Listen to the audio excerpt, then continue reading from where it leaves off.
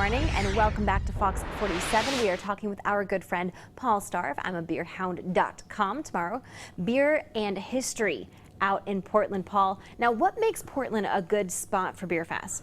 Well, I mean, the most iconic thing I think of Portland is the Veterans Memorial Bridge. It was built in 1890. It's the oldest known truss bridge in Michigan, so it's a pretty historic bridge. And you know, when we were to do a beer fest, I was like, let's do it on the bridge because it's awesome. It's just really cool. So absolutely, and this event also bringing a lot of attention to the Portland Main Street program. Explain that and why it's important to have events not just in Lansing in the capital, but outside in the Mitten as well.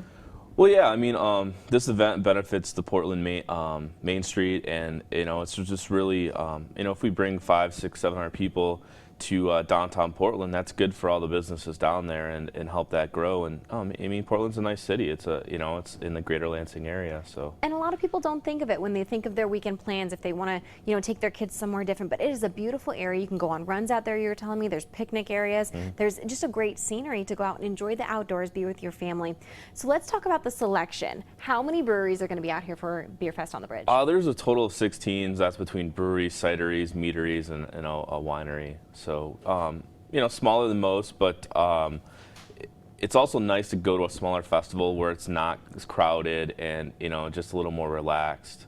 But, we still have like 16 essentially breweries and then about 50 different selections. So it's still a good amount. And there's also going to be music out there. Yep. We have Don Middlebrook and the Pearl Divers. He's played in the area for several years, and then We the Strings will be out there too. So some good music to vibe to while you're drinking a little beer, while you're enjoying some great food too. What are the food vendors that are out there? The food vendors that we have, but pretty much by style, it's like barbecue and pizza. So I mean, that's all kind of like beer drinking food. Perfect. Okay. Final question: for a beginner beer hound, what is a good stop or sample that we're going to want to make sure we have at Beerfest on the Bridge?